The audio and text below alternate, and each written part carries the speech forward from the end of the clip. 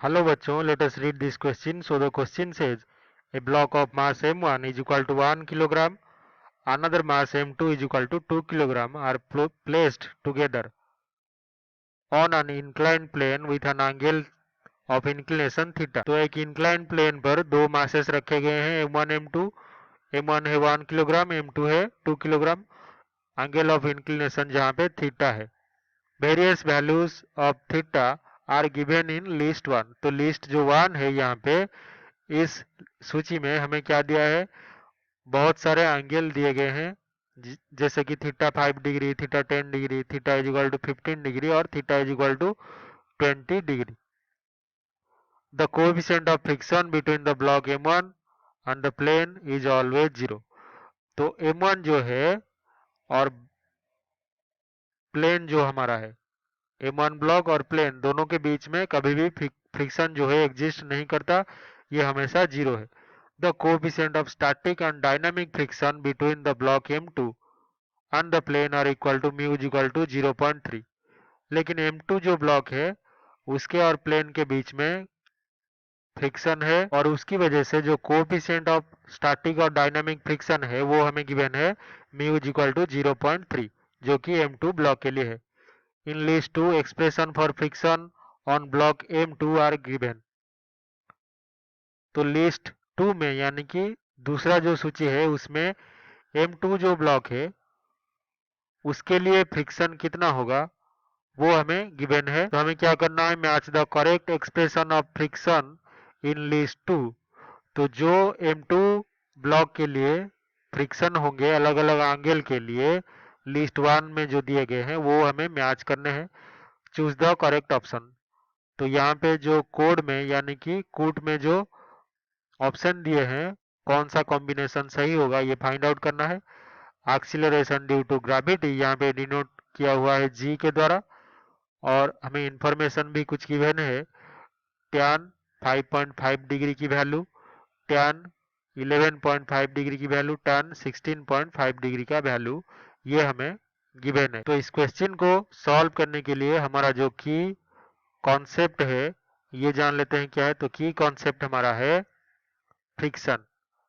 तो फ्रिक्शन हमेशा two types के होते हैं. एक होता है स्टैटिक, जब हमारा बॉडी मोशन नहीं कर रहा होता है, और दूसरा फ्रिक्शन क्या है, डायनामिक, जब हमारा बॉडी जो है वो मोशन में होता है. तो ये दो तरह के फ्रिक्शन है और फ्रिक्शन हमेशा लिखा जाता है F is equals to mu यानी कि coefficient of friction into N.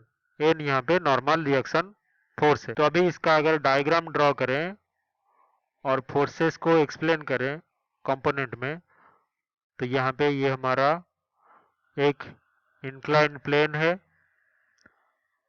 और इसके ऊपर हमने टू ब्लॉक्स रखे हुए हैं. ये है फर्स्ट ब्लॉक और ये दूसरा ब्लॉक. पहले ब्लॉक का मास m1, दूसरे ब्लॉक का मास m. अभी दोनों के ऊपर ग्रेविटी डाउनवर्ड एक्ट करेगा और इनका जो नॉर्मल रिएक्शन फोर्स रहेगा m1 प्लस m2 इंटू जी, ये है वेट, और जो नॉर्मल रिएक्शन फोर्स दोनों का m1 plus m2 into g cos theta होगा. क्योंकि अगर m1 m2 g को कंपोनेंट में हम तोड़ दें तो ये डाउनवर्ड है, इसका जो कंपोनेंट होगा पहला कंपोनेंट जो होगा वो नॉर्मल रिएक्शन के अपोजिट होगा. तो m1 plus m2 g cos theta जो है ये नॉर्मल रिएक्शन, क्योंकि जो प्लेन के परपेंडिकुलर कंपोनेंट है वो m1 प्लस m2 इंटू जी cos थीटा, और जो प्लेन के पैरेलल कंपोनेंट है वो m1 प्लस m2 जी साइन थीटा, जबकि यहाँ पे जो एंगल ऑफ इंक्लिनेशन थीटा है. तो क्वेश्चन के हिसाब से हमें यहाँ पे दो केसेस लेना पड़ेगा. पहले केस में क्या है, केस 1, जब हमारे दोनों ही ब्लॉक मोशन नहीं कर रहे हैं या फिर नो स्लीपिंग, दोनों ही स्टेशनरी है. तो इस कंडीशन में हम लिख सकते हैं डायनामिक फ्रिक्शन एग्जिस्ट नहीं करेगा, ओनली क्या रहेगा, ओनली स्टैटिक फ्रिक्शन। और जो स्टैटिक फ्रिक्शन होगा M2 ब्लॉक पे वो कितना होगा, एफ स्टैटिक जो मैक्सिमम पॉसिबल हो सकता है इसका वैल्यू इज इक्वल्स टू होगा म्यू और normal reaction M1 plus M2G cos theta जो N है ये दोनों ही ब्लॉक का नॉर्मल रिएक्शन है, लेकिन जो M2 पे नॉर्मल रिएक्शन है वो कितना है, N is equals to M2 G cos theta. तो ये हो जाएगा मैक्सिमम जो फ्रिक्शनल फोर्स है स्टैटिक वो होगा म्यू M2G cos थीटा। लेकिन हमारे ब्लॉक पे M2 पे डाउनवर्ड फोर्स एक्ट कर रहा है, तो वो क्या होगा, downward force this will be equals to, ये हमें पता है दोनों ब्लॉक जो है कांटेक्ट में M1 और M2 दोनों को ऐड करना है, और G sin थीटा तो हम लिख सकते हैं M1 plus M2 G sin theta. तो हमें पता है जो मोशन है उसके अपोजिट डायरेक्शन में हमेशा फ्रिक्शनल फोर्स एक्ट करेगा, जो कि हमारा है म्यू इंटू एन। तो ये जो इक्वेशन 1 है मैक्सिमम स्टैटिक फ्रिक्शनल फोर्स ये जरूर बैलेंस कर रहा है डाउनवर्ड फोर्स को, क्योंकि हमारा सिस्टम जो है वो स्लिप नहीं कर रहा है।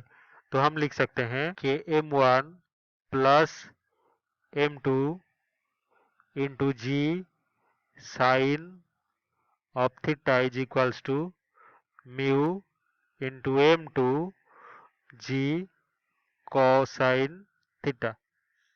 तो यहाँ पे टैन थीटा जो होगा इसको सिंप्लीफाई करने पर tan theta will be equals to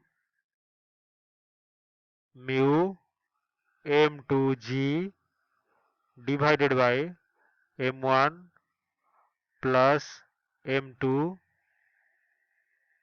और इससे मल्टीप्लाई कितना होगा G, तो G से G कैंसिल हो गया, और जो म्यू है इसका वैल्यू भी हमें गिवन है, तो 0.3 coefficient of friction into mass of block M2 कितना है 2 kilogram divided by 2 kilogram plus 1 kilogram. तो ये हो जाएगा इज इक्वल्स टू 0.2। क्वेश्चन में हमें क्या गिवन है कि टैन 11.5 डिग्री जो है वो 0.2 है, तो हम लिख सकते हैं कि implies that theta is equals to 11.5 degree. मतलब जब तक हमारा थीटा जो है लेस देन 11.5 डिग्री होगा उस कंडीशन में हमारा क्या रहेगा, स्टैटिक फ्रिक्शन एग्जिस्ट करेगा, एग्जिस्ट। तो जो स्टैटिक फ्रिक्शन है यहाँ पे कौन से केस के लिए होगा, थीटा लेस देन 11.5 डिग्री, मतलब लिस्ट ए में अगर हम देखें तो थीटा 10 डिग्री और 5 डिग्री 11 डिग्री से लेस है, तो हम लिख सकते हैं static friction exist for theta is equals to 5 degree and theta is equals to 10 degree.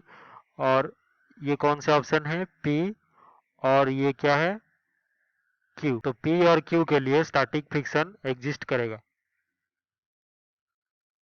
तो स्टैटिक फ्रिक्शन के कंडीशन में क्या था, जो हमारा फ्रिक्शनल फोर्स था वो बैलेंस कर रहा था हमारा डाउनवर्ड फोर्स को, यानी कि M1 प्लस M2 जी साइन थीटा को, क्योंकि यहाँ पे स्लिपिंग नहीं हो रहा है। तो इस केस में हम लिख सकते हैं कि F जो है M2 के ऊपर frictional force is equals to हो जाएगा M1 plus M2 into g cos theta. तो ये कौन से ऑप्शन में है, ऑप्शन लिस्ट 2 में, ऑप्शन 2। तो P जो है वो मैच करेगा 2 से और Q भी मैच करेगा 2 से। तो बिल्कुल ऐसे ही हम लिख सकते हैं सिमिलरली जब थीटा हमारा ग्रेटर देन है 11.5 डिग्री से, तब हमारा एग्जिस्ट करेगा कौन सा friction, dynamic friction. Dynamic friction तो ये किस किस एंगल के लिए एग्जिस्ट कर रहा है? एग्जिस्ट फॉर, अगर ऑप्शन में से देखें तो लिस्ट 1 में थीटा 15 डिग्री और 20 डिग्री 11.5 डिग्री से ग्रेटर है, तो ये theta is equals to 15 degree, also theta is equals to 20 degree. तो ये ऑप्शन क्या है?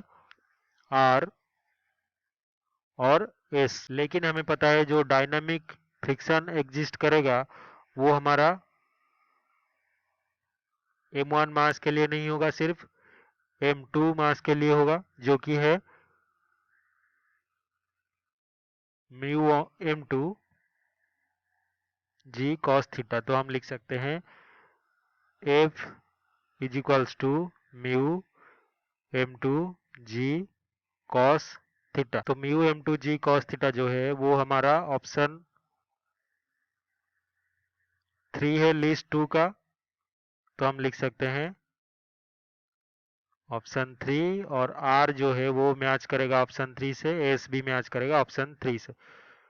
तो अगर A B C D code देखा जाए तो ए जो है वो गलत होगा, बी भी गलत होगा, सी भी गलत, और जो डी ऑप्शन है पी क्यू 2 से मैच कर रहे हैं और आर एस 3 से मैच कर रहे हैं, तो ये इसका सही उत्तर है। This is the final answer. I hope you have understood this well. Best of luck.